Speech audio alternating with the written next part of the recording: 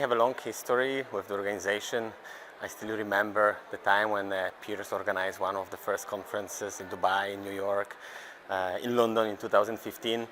So basically we are attending this event since so many years, and it's always a great time to meet industry leaders, meet old colleagues, exchange the ideas, and what's most important, understand where the market is hedging.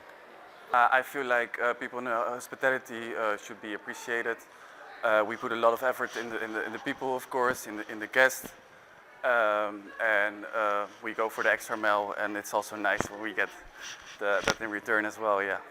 It was absolutely awesome. It's such a special evening. Great place, great vibe, great audience. Really cool. Well done. It's a people industry, so it's about the people. No matter, I mean, this is a great venue, but no matter where we are, it's...